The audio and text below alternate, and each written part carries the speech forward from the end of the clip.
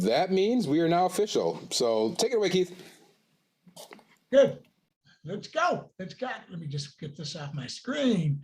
And good evening, everyone. And for all of you who don't know me, I know some of you might have had me before. Dr. Keith Levick, Dr. Keith, call me whatever. But it was a good intro by Chad. It's always great working with him. So as you probably, if you had me before, a lot of information in a short period of time. And I know you're tired, you had dinner. So I'm going to make this move quickly. Probably have more material here than we have time for. But you have the PowerPoint and there's some good information throughout the entire presentation. Feel free. Just stop me. Just open your mic if you have a question, you don't agree with something, because I'm going to be asking you some questions. And let's get it going right now, having difficult conversations. So open your mics. I want to hear, why are difficult conversations so difficult? Open your mic. I want to hear from some people. I'm always worried about repercussions. Repercussions, you bet. Good. Somebody else. Thank you, Lane. I always worry about the relationships with either the students or parents, or maybe even colleagues, the aftermath of these difficult conversations. Right, that it can go south, something like that. Is that right? Yeah, just preserving the relationship after these conversations that, sometimes need to happen. Yeah. Oh, yeah, no question. Yeah. Even when you get a lot of support from someone and then they've not included you in that next step, I always feel bad that they've done all this work, but there still needs to be something that needs to go into that to make it even better. And how are they going to take that? Is it constructive, or are they going to consider that it's criticism of what they've done? Right. Yeah, isn't it interesting? And, in my full communication skills class, I hear people say, I want to give you some constructive criticism. I mean, as soon as you hear that, what's your knee-jerk reaction? Just criticism. Yeah, you're gonna close down immediately. To me, I like to use terms like, I would like to give you some feedback, some supportive feedback, or some corrective, feedback. That to me keeps the door open a little bit more. But yeah, when you hear criticism, this is really negative connotation in my mind. Yeah, somebody else. Why are difficult conversations so difficult? I just hate confrontation for any reason. So you just don't like confrontation. Yeah. No, thank you. Yep.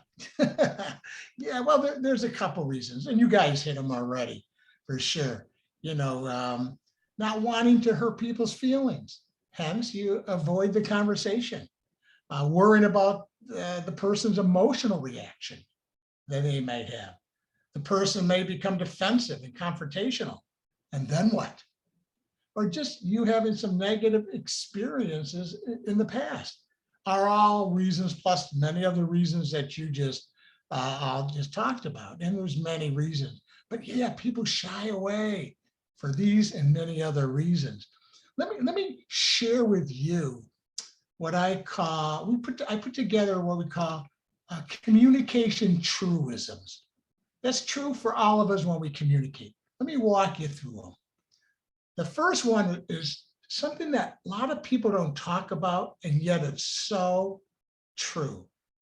What hurts a relationship more is what's not said. I mean, think about it.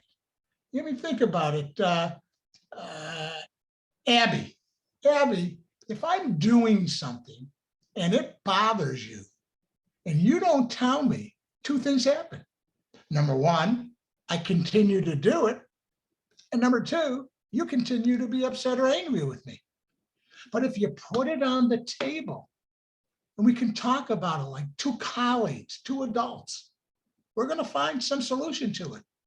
But if you don't share it with me, if you don't tell me, it goes on and on and on. So what hurts a relationship, and I'm talking, when I talk about relationships, not only professional, but personal too, at home. And I'm sure many of you know what I'm talking about right now. Hey, next little point you've heard before. It's not what you say, it's how you say it. I mean, I know it sounds simple, but boy, it's true, right? Another human behavior truism.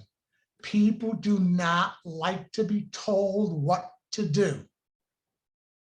Right in the Bible, Adam and Eve, don't eat the apple. Paradise was lost, right? People don't, they will shut down. People will become defensive if they feel unsafe, fearful, attacked or judged, and even mistrust you. They will shut down. So when you tell people what to do, there's a good chance they're shutting down. When people become emotionally hijacked, they no longer think clearly or rationally. Oh yeah, to this day, it's one of our most popular courses on social and emotional intelligence, by the way, which is very much in line with, social emotional learning that many you probably are involved with in the classroom with the children. Yeah, because we're no longer in the logical part of the brain. We're in the emotional part of the brain. And when we get into that emotional part of the brain, you know what happens to us? We become stupid. Yeah, what I mean by that is that the logical part of the brain shuts down when we get all emotional.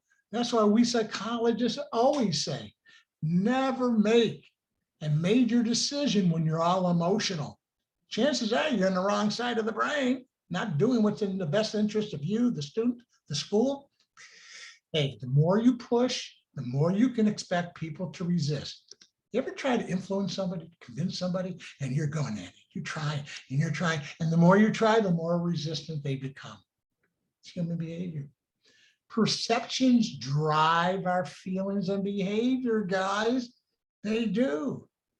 Perception is reality. You know that. And people tell themselves stories. We all do this. Every one of us, we tell ourselves stories to justify or rationalize our belief. Because 99% of people say, really? 99%? Oh boy, we do. So recognize these truisms as it relates to having those difficult conversations. So 4 common styles, and feel free, guys, because I'm just going to go on, because in this short period of time, we have a lot of people. And I want you to, if you have any point you want to make or disagree with me, I invite that. So please, you're not going to interrupt me. Just open your mic and say, hey, Keith, and just ask away. Okay. 4 common communication styles and how we communicate. The first is what we call the passive communicator. And I'm not going to read all the characteristics and behaviors, but I'll hit on a few here. They're also known as yeah, but, or the person who sits on the fence, they won't make that decision. So some of the characteristics of the passive communicator: they're apologetic, they don't trust others. They trust others, but not themselves so much. They tend to speak in a softer, more apologetic kind of way. And some of the behaviors that they sit on the fence, they won't, they clam up, they complain instead of taking action, and always agree, and they don't speak up. Passive communicators, and there's passive communicators. There are fence sitters, yeah, butters. Then there's the passive aggressive communicator. And this is one that I know that every one of you have heard the term passive aggressive, but a lot of people really don't understand the behavior of the passive aggressive communicator, also known as the sniper, or the whiners. And they deny existing, problem. They really appear cooperative. They really like, they're nice, but behind that is a lot of anger that they have that's directed at you, possibly. They deny angry feeling and they look so innocent. It's, for example, let's pretend that you and your significant other had a huge fight this morning, right? And you both are angry. And the plan for tonight for dinner, you're going to barbecue some steak on the grill. And you were doing the barbecuing and you are so angry at your significant other. And your significant other really likes his or her steak, like rare, medium rare, right? And next thing you know, you're on the phone talking to maybe one of your colleagues at school, or their principal, or whatever, and it's very well done. And you walk in, I'm sorry, I know you like it, but it's burned or whatever. That's passive aggressive behavior. So the passive aggressive communicator, they're not going to confront the person or issue. They're the ones that speak, under their breath and throw out these little sarcastic, cynical kind of comments. Passive aggressive folks in communication is very difficult to deal with. They are the most difficult. Then you have the aggressive communicator, also known as the tank or the exploder. They're in your face. They're domineering, they're bullying, they're not tolerant. They speak loud, demanding voice. It could be rude and abrasive, right? They like to put people down. They don't think they're ever right. Everybody else is wrong, but not them. They're closed-minded. You know people like this? I do. Don't confuse aggressiveness with strength. To me, my psychological hat is on. They're hiding behind aggression. They have learned that the best defense is a strong offense. So when you see that behavior, some of us go, oh, you get a little intimidated. Oh, change the script in your head.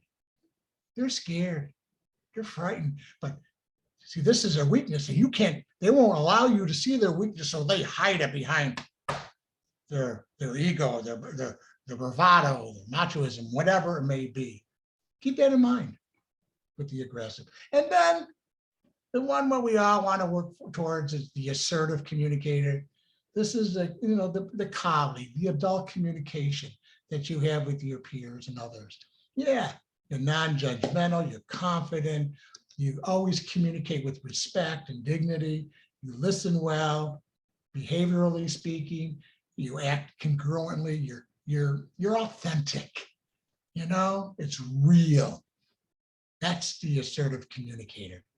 So, some tips. Well, let me pause here for a moment. I know I'm moving quickly. I know there's a lot of people out there. Any questions, thoughts, points? Any of you have experience with what these three? Assertive communicators is what we want, but anybody have an experience with the passive aggressive, the passive, or the aggressive communicator that can come on right now and share what that was like? I would imagine some of the parents, if you have to give some negative feedback regarding their child, or something happens and they come in and anybody have a quick story, a quick situation they're willing to share as it relates to one of the styles of communication? I'll actually just give an example today. I teach middle schoolers, and we've been doing recess since we have had COVID stuff going on, and we had to have mask breaks. Well, my colleagues took the students out, and it was my turn to stay in. And today in Southwest Michigan, it was either icy or muddy, depending on what part of the day we were in. And some of these 7th grade boys went all through the water to the point where they're dripping wet. So when they came in, the teachers, I guess on the way in, said, you need to go to the office, call home to get new clothes sent in. One of those parents apparently when they got a phone call, it was like, who was watching these kids? Why weren't they, all of this? So it was like immediate. There wasn't any question. Like it was immediately how would you allow my child to step in a mud puddle and stuff? So not my personal experience, but it was we were like, oh, okay. We didn't expect that. Oh yeah, it's amazing. And yet the stories, like I said, people tell themselves in their head that, like, how about just asking and sharing information? Yeah, good. Somebody else have one, because I'm really thinking also in terms of the whole COVID and the mask and mask wearing, and people who are against it and COVID. I would imagine that many of you are facing all kinds of difficult conversations, as well as people who communicate in some of these styles that it's going to be challenging. Anybody have a story, have any situation, something they can share?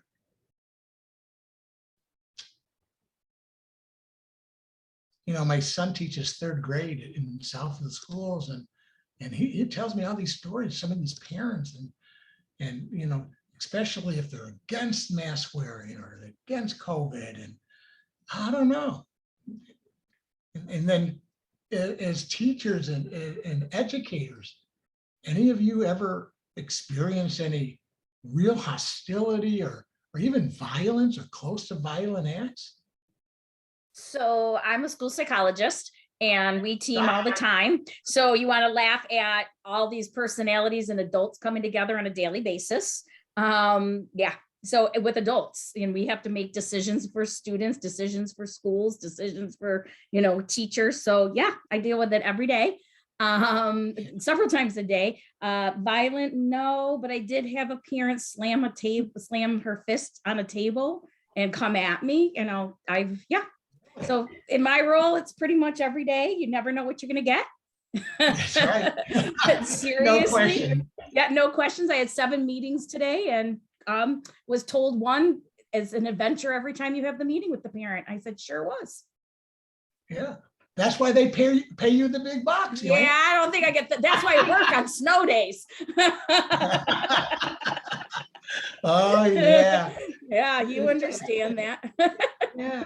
Dr. Keith, one of the things that occurred to me, and I've been seeing this in the chat too, is that, the passive aggressive communicator, and I think that for educators, that can be a very challenging situation, particularly amongst peers, not just parents, because we work in an industry, in a profession where collegiality is kind of elevated, and being agreeable and those sorts of things is expected when maybe we don't really agree, or maybe the individual that we're talking to doesn't really agree, but because of the environment, because of the kind of the expectations of being a team player, this passive aggressive communication style is prevalent, I think, in our profession. Oh yeah, because I think in all professions, and like you said, collaboration. I mean, as teachers, educators, it's all about collaboration, working together as a team, just like so many other industries, right? And there's so many different personalities, and we are not straight communicators. We're not. I'm telling you, if we were straight communicators, I would be out of business. I would be doing something easy like school administration. Just kidding. Just kidding. You know what I'm saying? We're not. We beat around the bush. I don't want to hurt their feelings. I'm not going to say anything. And the behavior continues. It continues and continues. Yeah, it's tough. It can be very, very difficult. So let's talk about 3 tips that I want to spend the rest of our time together. Tip number 1 is prepare yourself for that conversation. Tip number 2 is invite and open the conversation. How you go about doing that, we're going to talk about that. And then become a laser focused communicator.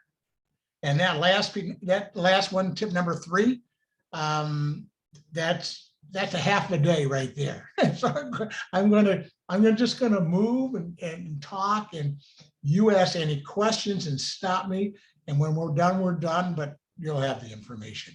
So preparing yourself for the conversation. And then that's so critical. You want to have the mental mindset of going in and having a collegial adult conversation. And the first thing you want to do is you want to manage your feelings. Because see, once you get emotional, remember I said, when you get emotionally hijacked, we don't think so clearly anymore. So the first thing you want to do is to manage your feelings. And this is the 5 questions that you can ask yourself. And this is some from my clinical practice, and I use often. So next time, picture yourself going to have a difficult conversation with somebody. I mean, and you're really nervous about it because that person, let's say, could get aggressive. They have a tendency, they have a history of getting aggressive. So just picture that. So this is a self-talk technique. And by the way, not only is it helpful in preparing yourself going into the conversation, it's also useful in the middle of the conversation to help you remain focused and logical and rational. First question you want to ask yourself, what are your goals with this person? What do you want to accomplish? Next one, what can't you control? Think about it. What can't you control? Picture that. Someone come online. Picture this. You're ready to have a conversation with somebody, a difficult conversation. And it could get, this person could get aggressive. What can't you control in this interaction? Somebody open their mic. Go ahead, JM. Oh, what? Someone did. Well, you can't control what the other person's going to be doing, of course. Right. Let me see tell me if this is okay. If I can sum it up this way. We cannot control another person's thoughts, feelings, or their behavior. Would you agree? Say yeah. Absolutely. Follow the script. Way to go. Yeah, we can't. You could put a gun to somebody's head and still not get them to do what you want them to do, So we can't control somebody else's thoughts, feelings, and behavior. What can we control? Our own thoughts, feelings, and behavior, right? ANA, you want to open your mic? Who's Anna? Yeah, I was going to say you can control your preparation. You can be as prepared as possible. You betcha. I like that. That's very good. I wasn't thinking that. I was breaking it down a little differently, but you're absolutely right, Anna. Right. So now you have choices. And you know what? How about you have really 4 choices, don't you? You can be a passive communicator. You can be a passive aggressive communicator. You can be an aggressive communicator, or you can be an assertive communicator. Those are your choices, basically, yeah.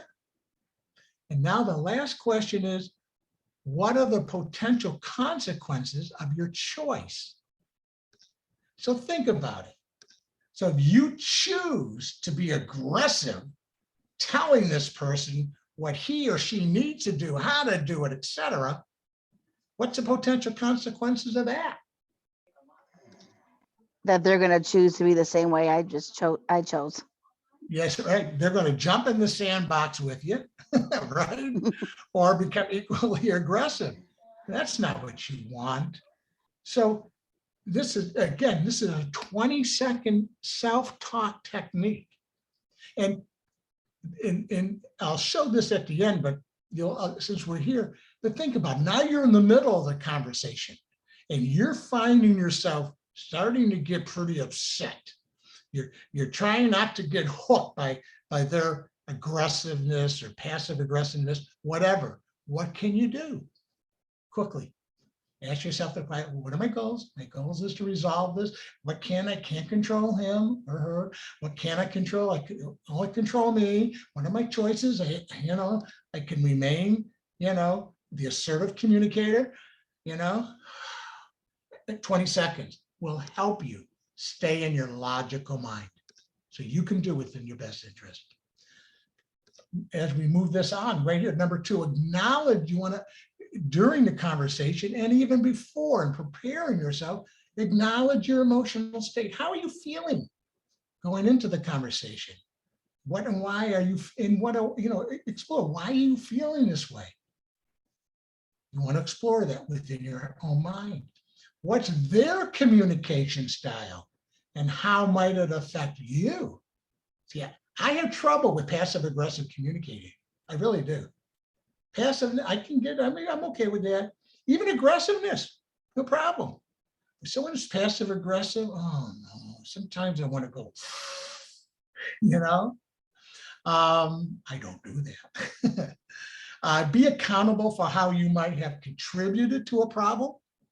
If there's an issue between you and the other person, be accountable to it. And what style of communication? I can't see the last thing here. I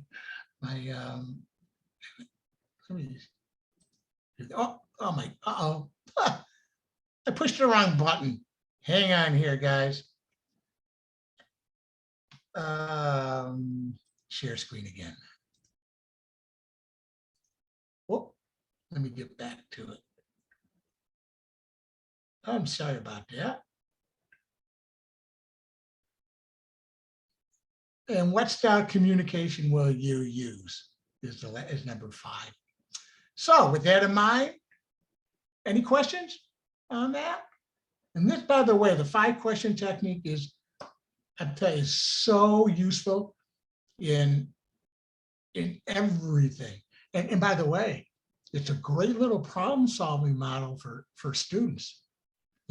Hey, what should I do? I don't know what to do. Well, you ask the question, what are your goals? What can't you control? What can't? Walk them through, and guess who's going to come up with their own answer? The student. So you just let them, self-discovery, as opposed to telling.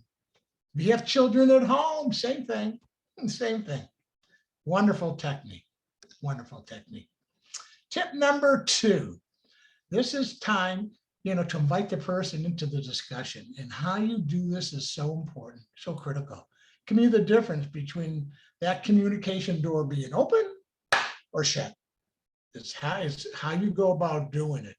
So your primary goal is to set the stage, to have a safe, risk-free environment where you can have dialogue. What do you think I mean by risk-free environment? What do you think I mean by that?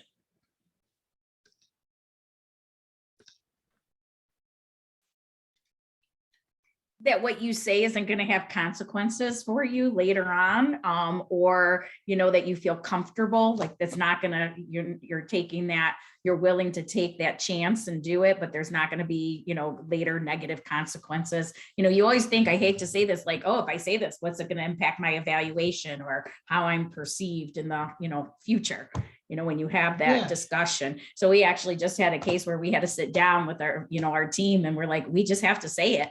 And it's a safe place to say it. We're going to do it because we have to move on. Yeah, and I agree with that. And to piggyback that just a bit, it's safe where you're not standing in judgment. You're not pointing fingers. You're having dialogue, not a monologue, but a dialogue that you want to invite them in and feel safe in doing so. And some of that's going to be whatever history you have with that individual, that's going to contribute and influence the conversation for sure. So in inviting the person, you want to choose an appropriate environment. You don't want to do this in front of other people. I know that you all know this, but I think I had to say it. You want to do this in a private office, private setting. Consider the right time to have a conversation. This is something we do in our avoidance. Something happens today that bothers you, and a month later, you talk to the person about it. Not a good idea.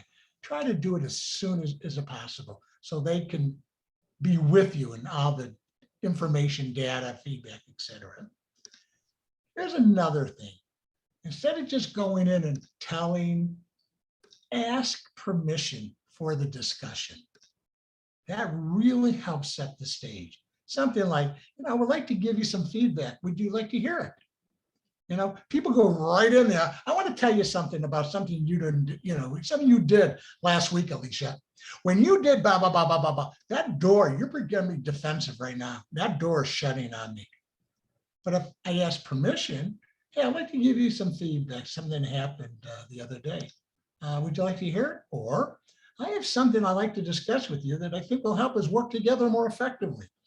Or I need your help with what just happened. Do you have a few minutes to talk? It's permission. It's just, it's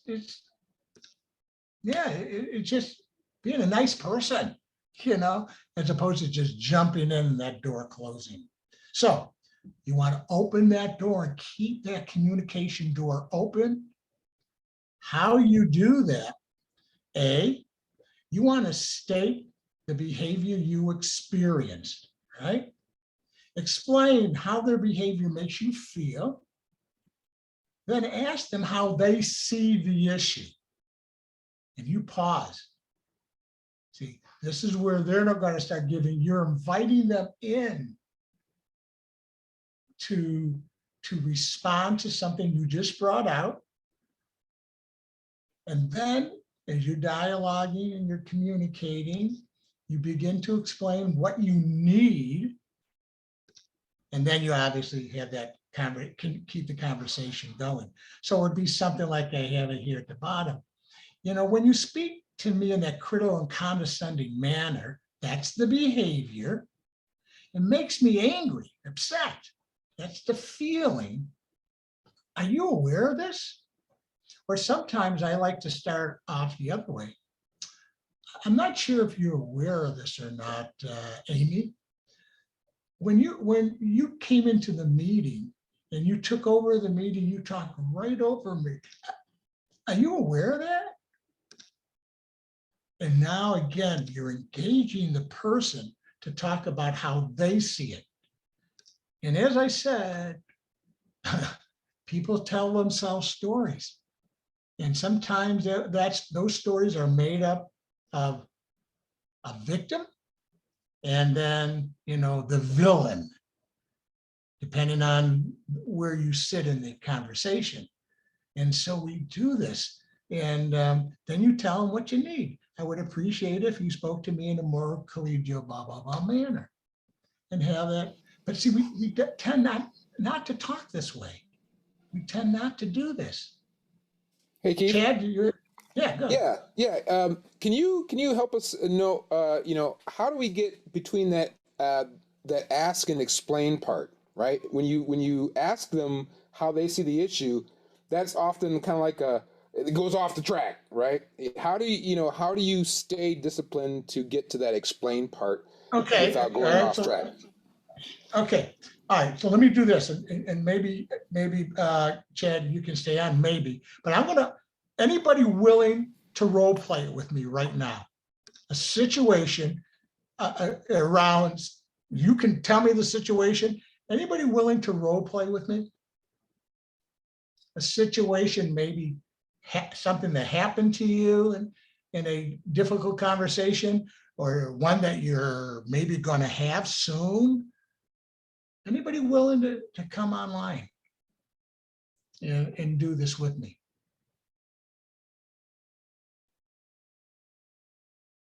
No takers, huh? Oh, Shirley. Yay! Got your mic open. Shirley. All right, Shirley. Do you have a situation that we can do? For you. I'm an elementary grade level chair. So for all the grade level people in my district, I'm supposed to be the spokesperson for our grade level. We have another team who I dearly love, close personal friend. I would walk through fire for her. Has a disturbing habit of going over my head to talk to an administrator about what we're doing on a professional development day. I've got to find a way to tell this person that I would walk through fire for outside of school. How do I tell that person, stay in your lane? Okay. It's all right. So okay, you be her. Okay. And I'll be you the best I can. Now, forgive me if I don't have all the facts, okay? So Okay. let's Do your do it. Everybody else, you're the armchair quarterbacks. You got to watch, okay? So Shirley, do you have a few minutes? I'd like to talk to you about something that's been on my mind. Okay, yeah, sure. What do you got? Yeah, well, I don't know if you're aware of this or not. There's oftentimes, not all the time, but there's enough times where look, I'm the chair of the committee, and I kind of set the stage, and logistically I try to keep the order. And there's times when people come to me if they're concerned about something, or there's an issue. People come and we have a conversation, talk about it. It's not unusual that you don't come to me. I mean, you and I mean, our relationship is solid. I walked to the ends of the earth, with you. Are you aware how often you kind of usurp my authority, if you would, or my position, and go over my head to administration? Are you aware of that at all, Shirley? Well, I needed that answer and you just weren't getting it for me fast enough. I knew that if I send an email that I might get an email, I might get a response. Okay, now let me put pause on the video. Okay. You hear what happened? And this is knee-jerk reaction. Typically, when people are confronted about some of their behavior, they will get defensive. They will.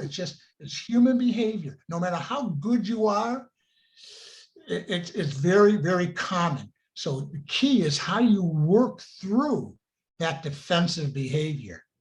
Now, one thing, you tell me, if I get defensive back, Shirley, if I do this, and I'm not recommending this, well, come on, Shirley, you know the lines of communication. You're supposed to come to me. You're not supposed to be going to somebody else. This is not, this is not a sprint. Sometimes things take, chances are, how are you going to respond? It's just it's just going to escalate here. You bet. So you don't want to get defensive, okay? In preparing yourself, keep in mind there's a good chance a person will get defensive when you confront them. So let's rewind, okay, and go back that. So give me some more. Say it again. Let's kind of rewind. Why you want? Say it again. Let's go back to that moment. Are you aware of that? I guess I hadn't stopped to think about that. Oh no, you got defensive before. Get defensive. You want me to, I can be defensive. Yeah. Well, I just needed an answer quicker. I didn't have an answer from you yet, so I needed an answer. So what I'm hearing is that because I didn't move quick enough for the answer, that's why you did that. Well, yeah, I need to know. Yeah, I'm sure you did. Obviously, that's why you didn't come to me and you went to administration. Okay. Now, let me ask you this. I mean, by doing that, what do you think what message does that send to the rest of the group? And what message does it send to me, do you think? Yeah, right? What message? I just haven't learned how to say that without sounding way passive aggressive. I love your words. Well, it's not being passive aggressive. See, no. I'm all about putting the issue on the table so we can discuss it. I love it. And yeah, good. Is that helpful? Yes. Good. Thank you for doing that, Shirley. I appreciate that. I love doing this stuff. Does anybody have any questions, any thoughts on, because that is a really important insight in terms of dealing with, having those difficult conversations, because chances are they're going to get defensive. The last thing you want to do is get defensive back. It's just going to escalate. It's just going to escalate for sure. Just paraphrase it back. This is the next piece of that. Maybe let me move forward and in another tip, if you would. Okay. And this is tip 3.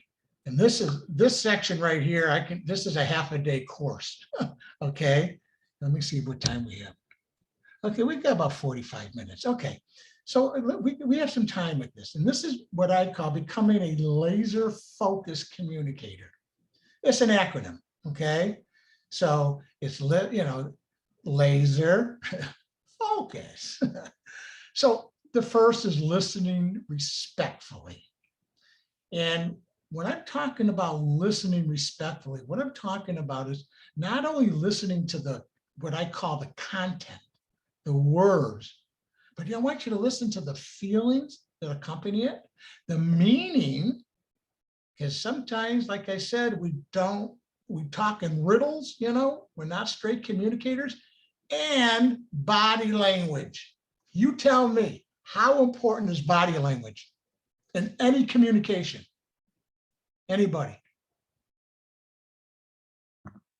Huh? More important than the words sometimes.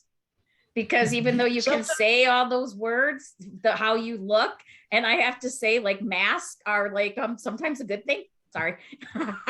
Yeah, right. Especially in my meeting today. They're like, we're so lucky we did not see your mouth or your whole face. Yeah, no question.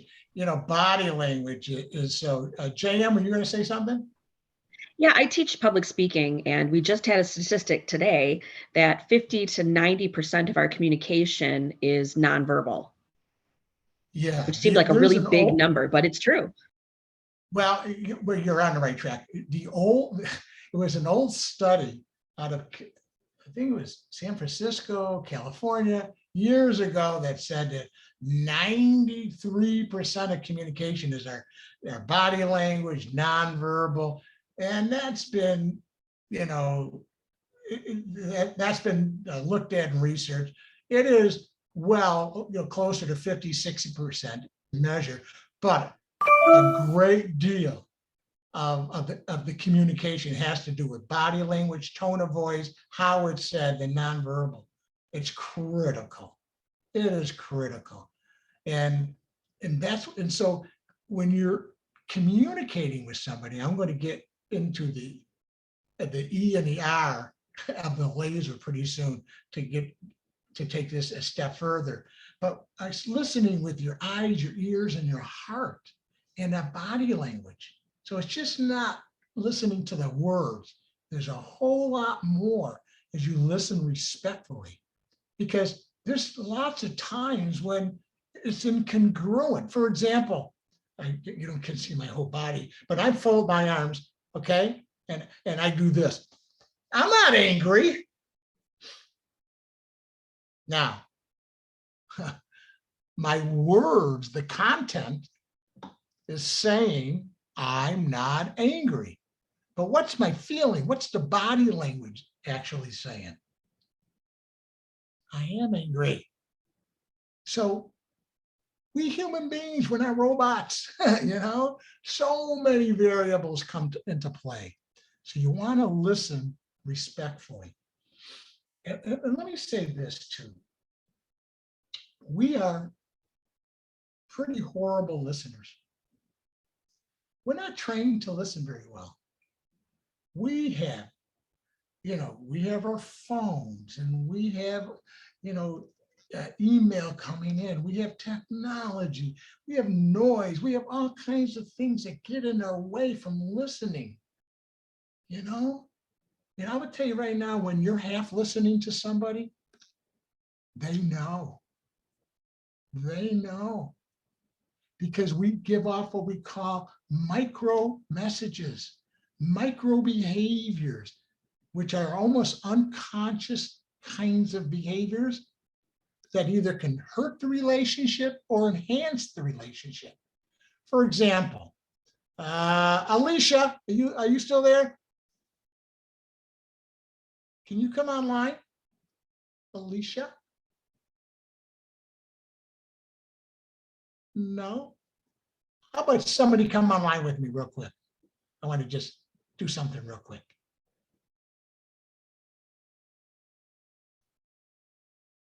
I have to pick somebody. I think Alicia's there. Just got to unmute, Alicia.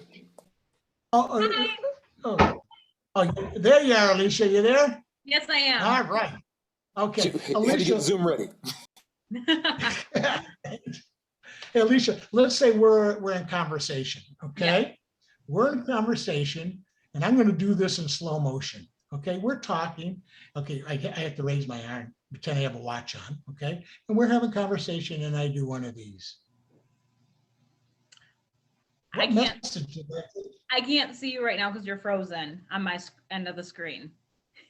Oh, really? Yeah. Oh, you know, that happens sometimes. What if let me see something. How about now? Oh, what if I do this? Wait. All right, hang on. Let me just do this real quick. Okay. How about now? I can't even see you now. Now you can't see me? Nope. Ah! Everybody else, can you see me, not see me? Nope. Chad, Can't see you. Nothing. Really? Oh, now you're back. There you are. Oh, okay. Okay, so But I'm doing this again now. You're a little robot-y though, so I think it must be the connection.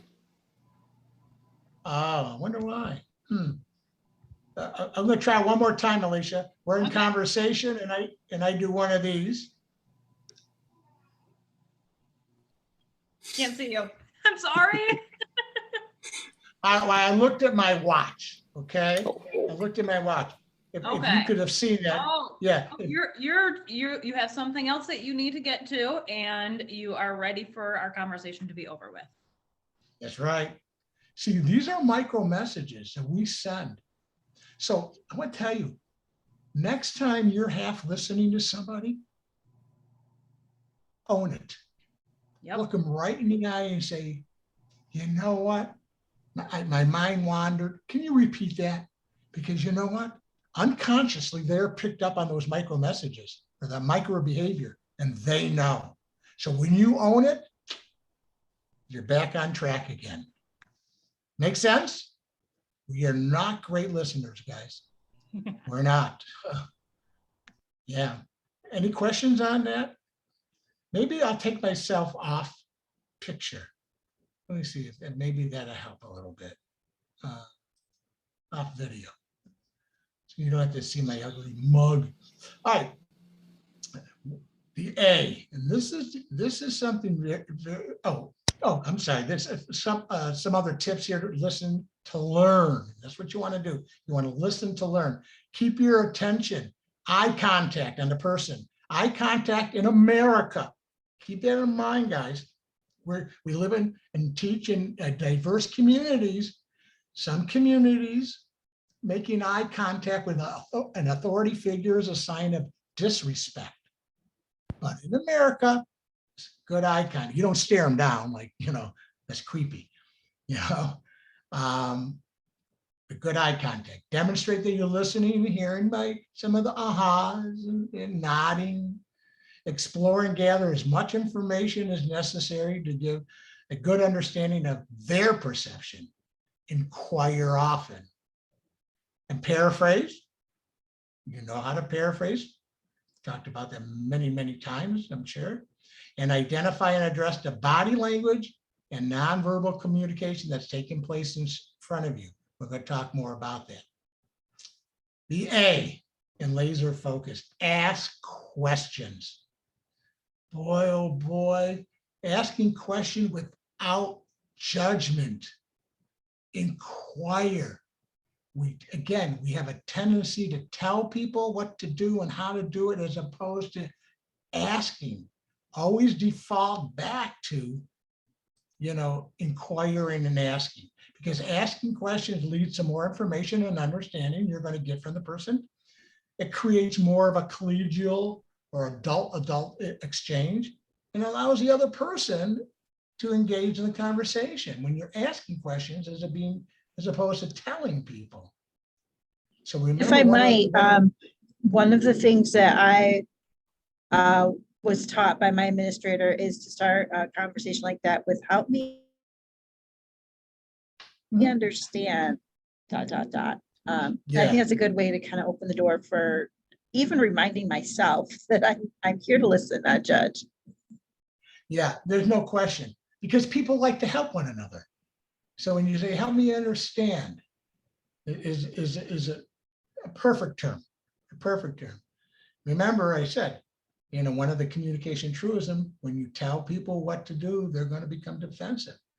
Ask, inquire, ask and inquire. You'll get that person where you need to be. If you ask, tell, that door shuts down. That door will shut down. The S, and this is summarizing, this is basically paraphrasing. And so when you paraphrase, as you know, it lets the person know that you're understanding them. It also helps clarify the person's thoughts and feelings, leading to more understanding. And when you're paraphrasing, remain calm and patient. Remember, we all process information differently, or differently as well as how quickly.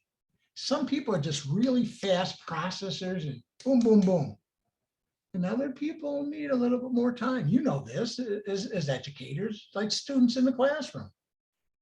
Some are just quicker at getting it, and some people are just slower. Same thing with adults, it's no different. Make a quick Summarizing. comment. Sure. Just a quick comment is that for African American parents, they may appear defensive because of past experiences with microaggressions. And so they may come in with their arms crossed, or they may look negative or hostile, but it's a protective stance based on past experiences. So people need to be understanding of when you're dealing with African American parents, school hasn't always been welcoming to either them or their children. So they may come off as defensive because they're protecting themselves based on past experiences. That's really a good piece of information, Dee. And I'll just piggyback that a little bit more. When people become defensive, they have a reason to be in defensive. They have their story, if you would. And as we said, it could be, culturally speaking, because of microaggressions and, racism and all the other isms in our world and country. So yeah, so understand, when someone's defensive, there's something they're protecting. They're protecting themselves from something, see? And it may probably have nothing to do with you. It's just being human, see? You want to summarize in your own words. You don't want to parrot them, see? And be sure you don't sound condescending or accusatory. You don't want them to become defensive. So something like, it would help if you taught, if you taught a different chapter. It would help if you taught a different chapter versus, it appears that you believe this chapter is better. Just a different set of words that one can shut the communication door, one can keep it open. Words do matter. As we said, body language, anywhere 50 to 65%. Yes. Tone of voice. Yes. Words do matter, though, as everyone knows who's listening, everybody who knows. The last in the laser section, the E and the R. And this is what I call empathic responding. Empathic responding. And keep something in mind. When we communicate with one another, we typically communicate on two levels. One is the logical level, which is a content, the words and the statements taken in the most literal form. And oftentimes the emotional side, which is what is really meant. That's the feelings, that's the emotion, that's the body language, the tone of voice, all the things we said before. Like I did before, I'm not angry. The words are saying I'm not angry, but my body language and tone of voice says I am angry. $1 million question. What do you think you have to deal with first? The logical or the emotional? Which one do you think you should address first? It has to be the emotional, because until the emotions are out of the way, you can't think logically. Bingo. Absolutely. Because remember I said earlier, when you're in the emotional side of the brain, you're not thinking clearly. And I have seen this time and time again. And when I work with many organizations, that's where my company and what we do. We train in corporate America. So from General Motors, Mercedes, to middle-sized companies, to small companies, educators, hospitals, all over, real diverse industry. And I will tell you, I working with directors, CEOs, I coach so many leaders, executives across America, and they struggle with this. They struggle with this. This is an area, I don't want to sound sexist, and it's not a sexist statement, but this is an area where females tend to do much better than males in comparison. Now, again, it's somewhat of a generalization, but the research is there. It's how we use our brain and how we process information a little differently. A couple. Let me pick on a couple of men. I need a man or two to come online with me. A male. Chad, not you. Yeah, can you hear me? I can hear you. All right, Who's I'm here. this? This is Jay. Jay? It All says right, Joseph because that's my legal name, but I go by Jay. Jay. Okay. All right, Jay. You're the principal. Okay. Okay. And I'm a teacher. And I say this. Can you guys see me now or no? Am I still frozen and robotic? Yeah, frozen a little bit. Oh, there you go. You're moving a little bit. So you see this? Okay. Mhm. All right, here's what I'm gonna, Jay, you respond, okay? Yeah. Hey, Jay, do you really need that report this afternoon? Yes, we need the report this afternoon. That's when we asked for it. Yep. Wrong answer. Hang on there, Joe. Jay, don't go away. Somebody else, another male, please come online.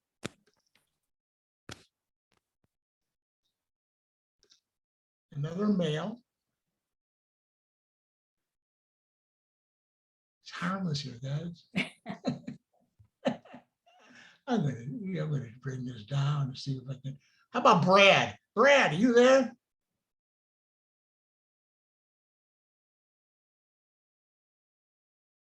Open your mic if you're there.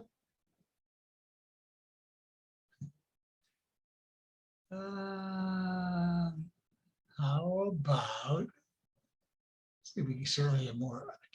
So Jason, are you there? Hey, how's it going, Dr. Keith? I am doing great. And this is what, Jason, who am I? I can't see who I'm talking to. Is it Jason? Jason? Yeah, yes, that's me. Jason, same scenario, Jason. You're the principal. All right. And I come to you and go, hey, Jason, do you really need that report this afternoon? Yeah, we could use it. Why? What's going on? Is it not done? Wrong answer. Okay, you're getting closer though. I got you off. Jason and Jay. Look at two J's. All right. What? When I asked you that question, did you pick something up for me? Nope. A little hesitancy, like you were weren't prepared or whatever, or anxious about, or anxious about. There you go. You picked up some anxiety from me. Yes. Yeah. Okay. How about Jason? Oh wait. Yeah. Jason. Jay. No. Who's Jay? Yeah. Joseph. Joseph. Yeah. Is that who I'm talking to now? You got Jason, I think, but this is Jay. Yeah. Same question. Did you pick something up when I was asking you, do you really, need that report? Do you pick something up Yeah, for you, me? you seem reticent or reluctant or afraid of what I'm going to say. That's what's so interesting. Thank you, guys. Thank you for coming on board. I appreciate that. Yeah. Yeah. This is so remarkable to me. This is the male, and I'm generalizing again, the male picks up on the feeling, but both of you went right to the logical. Yes, no, gotta have it. See? And that is so typical. So what you want to do is get right to the emotional part of the message. See? So something like a response, an empathic response would be something like, sounds like you got a problem with the report. Yeah, I do. What's going on? We're talking. You understand. I understand. Just think about that. I want you guys to realize this. When someone asks you a question, you know what? Typically, they already have an answer in their head. They do. They're looking for confirmation. See? So if you ask questions and pull it out from them, they're going to come up with their own answers. Once again, more committed to it. But this area right here, oh boy, males in comparison to females, not all, research shows them somewhat, that dealing with the emotional part is a little easier for the female compared to males. I know that sounds sexist. Research is there. That's why the books, men are from Mars and women are from Venus and all the other, books out there on this area. So that doesn't mean that there aren't men who can do this well and women who can't. I'm just, the point is you want to respond to them. How to be question. genuine, I Tactful, guess. right? And genuine, yeah. And that's probably why he's like that, because he doesn't. It's not that he doesn't do enough. I don't think he just doesn't know how to do it. Right. And tact is something that you just don't pick up. You have to learn to be Hey, tactful. Brad, are you talking to the group? That's his biggest downfall is communication. Brad, I don't know if you were online and you were talking. I don't know if you're talking to the group. To me, it looked like you had a conversation going with somebody. So I just muted you, Brad. Okay, any questions on this? This is so vitally important.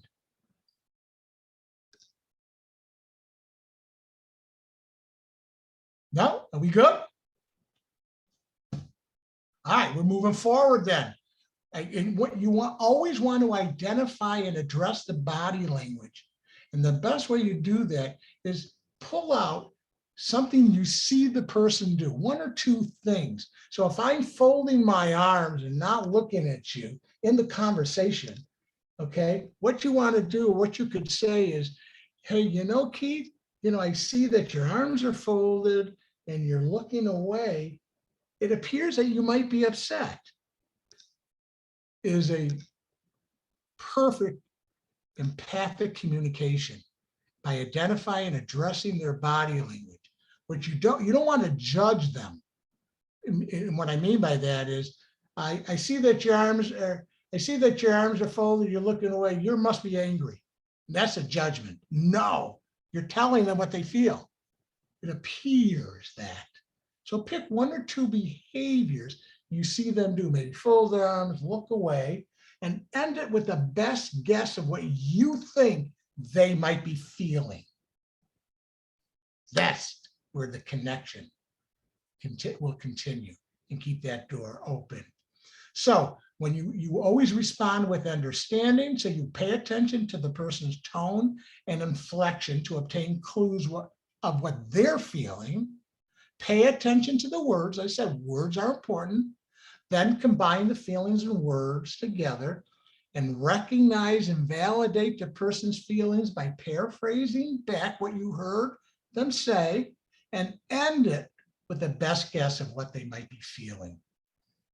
Something like, it sounds like you've been getting the runaround, which has left you pretty upset.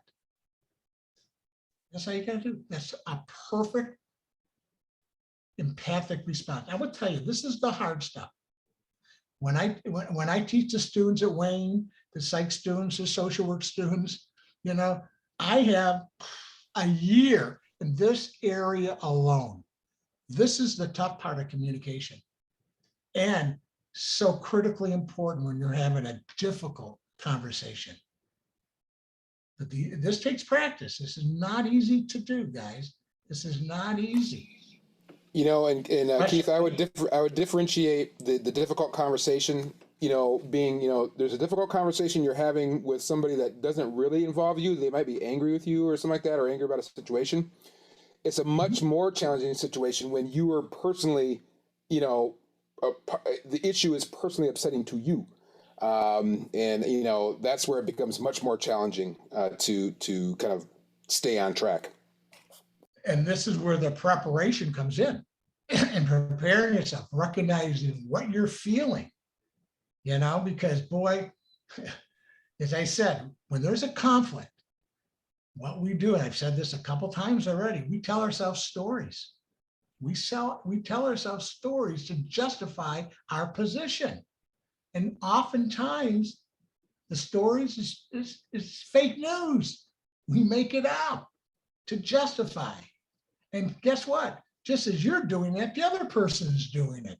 So right away, you're miles apart. So what you want to do is bring yourself closer together so you can have that collegial conversation. It's breaking through the resistance in between both of you. It's a skill, and it's not easy. The more emotions involved, the more difficult it is. That's why you got to prepare yourself in dealing with your emotional state first. So the F, focus on the person. Be absorbed in what they're saying. Make the eye contact. Giving ahas. Yeah, tell me more about that. If you catch yourself wandering, refocus and own it, as I said, because chances are they may know. They may know. Let me give you a real quick story as it relates to that. This is when I was working full-time private practice. I still have a small practice, but the full-time practice. And I'm going to age myself now. This is going back to the late 80s. And I think it was Black Monday, they called it. This is when the stock market crashed back then, 450 points, which would be something like 3,000 points today. I don't know if any of you remember that, but it was a Monday. They called it, it was in October 19th, maybe, 1988, something like that. And I was, I went out to get my 4 o'clock patient, and in the waiting room, we would have the news station going. And I heard what was going on, you know, the market crash, blah, blah, blah. And my luck, that Friday before, I bought stock. So when I took him in, I'll never forget, his name is Dave, I'll never forget it. Where do you think my head was at during that session? Where was my head? What would you guess? Not on the client, on what's you, what affected you personally. And you could care, you probably didn't even hear a word the person said. In my mind, I'm going bankrupt. I'm moving in your garage, Elaine. That's the end of it. I mean, you're more than welcome. Thank you. So this is, I'm telling you, this is, she's right. I was someplace else. And I drove home that night and I said to myself, I said, you know what, Keith, you were horrible in that session. You had to be. You know what? I'm not going to charge you. So next Monday came in and I told him, I told him the truth. I said, Dave, you know, I'm not going to charge you for the session. And he said, why? And I proceeded to tell him why. And he looked at me and he said, you know what, Keith? He said, I thought something was wrong. I thought maybe you were sick or something, you know? You have no idea how sick I was. But my point is this, I'm the professional and I'm trying to fake it. He knew. My point, once again, is if you're trying to fake it, if you're not authentic, own it and admit it. When you try to hide it, they already know. And again, so when you're focusing, ask the person to repeat what they said. And when you're half listening, and then depending on the situation, as I said, admit to the mental distraction. You move up the food chain real quick when you do that. Keep an open mind. Be open-minded by recognizing your own beliefs, your own biases and prejudices. Oh yeah, something like V said. You need to understand the different cultural that the students are, the students you're teaching and the parents and where they're coming from. And any biases and stereotypes that we all hold, because we do. You can deny it, but we do. We have implicit biases, unconscious biases, conscious biases. Oh yeah. Why? Because we're human. Because we're human. But boy, as a highly effective teacher with strong social and emotional intelligence, recognize it in yourself. Recognize your feelings within a given situation. Self-awareness. Be aware of what you're experiencing when you're having that difficult conversation and what that person says or doesn't say that evokes some type of emotional response. Be aware of that part of you and what triggers you. And the other person is entitled to their own beliefs. Even if you're different from yours, it's okay. I know that probably every one of you who are listening right now probably had some type of conversation with somebody who thinks the opposite of you regarding COVID, the mask, the vaccination. I know I've had many, and to the point where I've avoided. I don't want to, but I got to the point. And when someone who believes opposite of me, okay, it's your prerogative. You think differently, that's okay. I don't need to convince you. I need to be true to myself, my family, who I am, and you do the same. Try to convince them. Oh boy, if you any of the conversations I had, you know what I'm talking about. And recognize there's no right and wrong when it comes to some of these things. They're entitled, even if you feel differently, guys. The C, connect with others. When people are genuinely connecting, they naturally blend by mirroring each other's body posture, facial expression, and overall attitude. Blending is any behavior by which you reduce the differences between you and the other person, especially when you're in conflict. And by doing so, you can meet them where they're at. We blend. Interesting studies.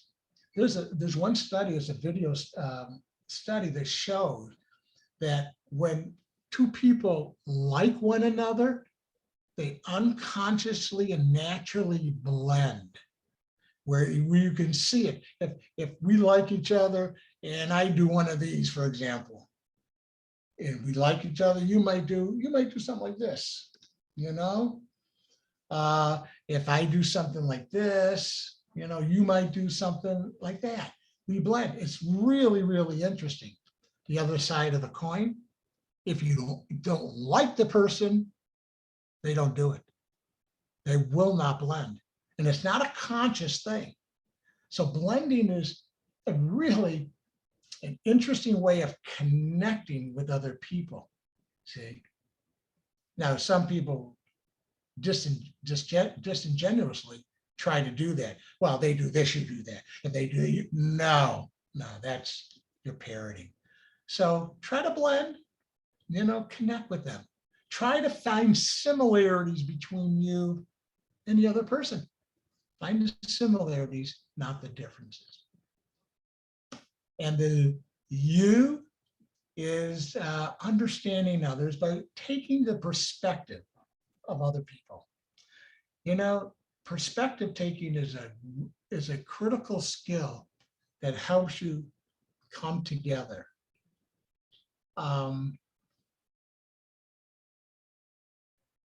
Does anybody have a quick story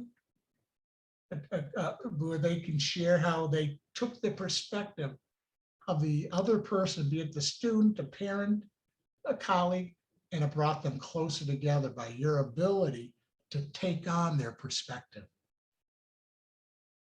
Anybody have a quick story?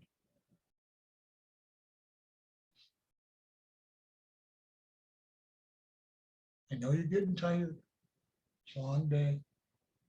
We're almost done. When you can take, let me just say this, taking the perspective of another person. Chad, were you gonna say something? Well, yeah, Keith, one of the things that, in my administrative capacity that was a pretty consistent experience was, a parent visit, and 9 times out of 10, they're always coming in to that meeting hot, right? Based on either something I did because I suspended somebody or something one of my colleagues did in terms of their kid. And so they're coming in that office, they're always hot. One of the first things I learned that was important to do was, to understand that regardless of whether or not, well, first of all, they feel like they're being judged, number one, when they're coming in already. But regardless of whether or not I felt like they were maybe doing the things that they should be doing as a parent, because sometimes that isn't the case. Sometimes, perhaps, they're in a difficult situation themselves, but understanding that they want to be a good parent, right? And putting myself in their shoes and understanding that that they want to be that, that I would affirm that right away and let them know that I know this is not something that you wanted to have happen or something like that. I know that you are doing your absolute best here, okay? And that move immediately, and I think it addresses one of the things that you pointed to earlier. It addresses that emotional part, right? And gets that emotional part taken care of. I'm there with them, okay? I'm not here above them. I'm not in judgment.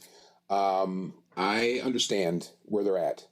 And once we get there, then we're partners in a sense. Yeah. We're now partners in trying to resolve whatever the issue is in front of us. But I've had so many very, very hostile parents, and I saw something in the chat. What do you do if they come in automatically defensive? That is the first thing you do, is you get into their shoes, you affirm, their best intentions, and you do so like very sincerely. And once you do that, then you're together, and then you can start talking about here's what we got to do. But that's it. I swear I've probably had literally parents that I thought, I had security say, look, be ready here, be close, because it was that strong of a situation. But every single time, it's actually worked. It's really worked once you understand them and get into their perspective. It's a key. And it's so important to understand that by taking a person's perspective doesn't mean you agree with them. It just means you understand. I mean, think about it. Think about it. How many times as a teacher, as an educator, psychologist, and you're hearing how they're dealing with their family at home, and it's just, could be so wrong in terms of your own cultural belief or what you believe as a parent or whatever. But if you become antagonistic, boom, boom, pulling yourself further apart. But if you understand, put yourself in their shoes, doesn't mean you agree with what they're doing, but I get it. I understand, when someone comes to my office who's a racist, an anti-Semite, whatever, yeah, there's a part of me I want to do this, but I understand that ever since they've been a little boy, a little girl, they've been told that anybody with dark skin, slanted eyes, wear a Star of David, they're the devil. They're bad people, and they grow up to be racist and anti-Semitic and everything else. I get it. Doesn't mean I agree.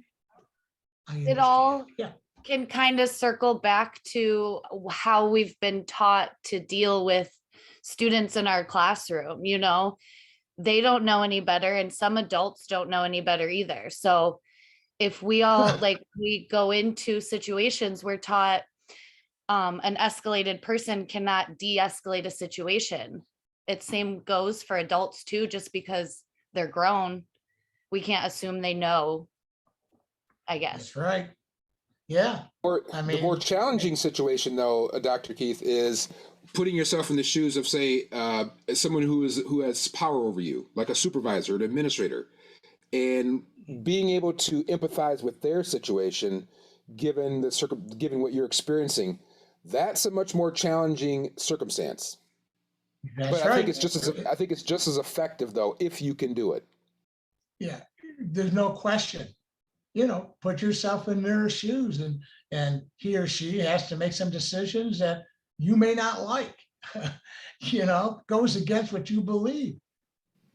But in his or her position. Usually, when it comes to administrative versus staff interactions, which is something that we as union advocates see a lot. The one thing I always like to point out to my colleagues, my members, and folks who are being subjected to those sorts of kind of like real difficult situations, is that you have a contract, which is a source of security that our administrators most often do not, and so they're in a much more vulnerable situation. And they act that way, so they're much more likely to be reactive, where you have the security of kind of a contractual process, which sometimes you don't think about because you're experiencing it in real time, but they know how vulnerable they are if certain things don't go a certain way. Right. Yeah, well said. Yeah. So as you put yourself in their shoes, recognize that other points of views do exist. It's just not yours. Recognize that inferences made about the other points of views can be helpful. Take what you've learned and apply it to your behavior, and understanding that you taking their perspectives doesn't mean, as I said, you agree with them. See, such an important. I teach this perspective taking in our conflict management course also, because it's such a critical skill. And last is the S, and that's self-manage your thoughts and feelings. Real simple technique. When you have an urge to talk and defend yourself, just ask yourself to wait, which is an acronym. Why am I talking? Or here's another physiological technique. When you have that urge, how you want to just get in there, kind of speak them and put in your 2 cents. Just take a deep breath through your nose and just, subtly, by doing that, you will calm yourself down. That urge will lessen for sure. So you want to manage by just, when you want to talk, wait technique. Why am I talking? And don't forget to use the 5 key questions. When you're feeling like you're ready to lose it, in the middle of that conversation, talk to yourself. What are my goals? What can I control? What can't I control? What are my choices? What are the consequences? You answer those questions, you move yourself from the emotional part of the brain into the logical brain.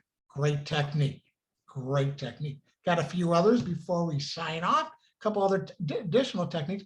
I call it the Columbo technique. Yeah, I don't know if you've ever watched the old TV show Columbo, Peter Falk.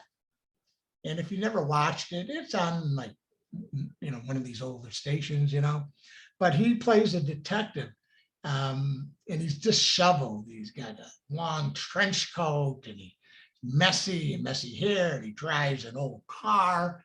But he's sharp as a tack. This guy is a fox because he's very unassuming. His language is very unassuming. Perhaps you're unaware. He would use a lot of body language. It's my opinion. It doesn't mean I'm right. In my perception. So it's very unassuming as opposed to this aggressive, which the criminal in a program will get defensive, but they see him as a knucklehead, and they give him all this information, ending up, by the end of the hour, He has them. I call it the Columbo technique, the Columbo kind of language, unassuming, not aggressive type language. Another is that what I call the don't do technique. Something like, I don't want to sound like I don't appreciate your effort in completing the project. I do want to emphasize that you did an excellent job. Or when you're finding yourself like maybe stepping on their toes, I don't want to suggest that the problem is just you. I do believe I contributed to this misunderstanding, the don't do technique. And a few others. Always allow, especially the other person or the aggressive person, allow the person to talk, vent, and you listen. This is especially true with the aggressive individual. Paraphrase and restate your observations. Agree with their perception. Not to do. If I saw it that way, you know what? I would probably feel the same way, Bob. But in your head, I'm not you, but you agree with their perception. So you're creating agreement in this difficult conversation. Seek solutions together. Let them come up with it first. Accept criticism. If they're criticizing you, don't defend yourself. Yeah, that's interesting. Thank you for telling me that. You defend yourself. Boom, boom, boom, boom, boom, boom. Well, guys, I'm sure you're tired. You had a long day. I really appreciate you guys taking the time. If you can walk out of here today, if you can leave here with one tip, one technique, one suggestion in this hour and a half, then I did my job. This is not easy. This is hard material. This is hard things to do and having those difficult conversations. So I want to wish everybody lots of good health. Thank you so much for what you do as educators. Just, you are, essential workers without doubt. Thank you. Here's some information. If you want to give me a call, send me a text, whatever, love to hear from you. Be safe, be well, and hopefully you'll take one of the other classes in the future. Stay well, everybody. Thank you. Thank you so much, Dr. Keith. And thank you, Chad. You always do a great job, buddy. Thank you so much. And thank you all again for joining us tonight. Please be on the lookout later on this evening for an email that will contain a copy of this presentation so you can go back and review it. There's so much here for us to review and remind ourselves of some of the things that is good information is obvious once it's given to you, right? And that's what's so great about some of this information. You think, oh yeah, that makes so much sense. That is so obvious, it's so clear, but it's like it's only obvious once it's been shown to you. And that's what real wisdom is. And I really appreciate it, Dr. Keith. I think we have a few minutes. Would you mind hanging out for a couple questions? If anybody has any questions, Keith? Sure, absolutely. All right. Well, I'll tell you what. If you want to hang out and ask a question or two, please do. If not, please make sure you get yourself fed. Go out there and shovel that snow. I think somebody said that they do shoveling on their snow days. I'm gonna have to go out and throw some salt out here because it is an ice rink outside my door. But other than that, have a very safe evening, warm evening, stay safe, and I hope to see you back here for our next couple sessions this week. Thank you, everybody.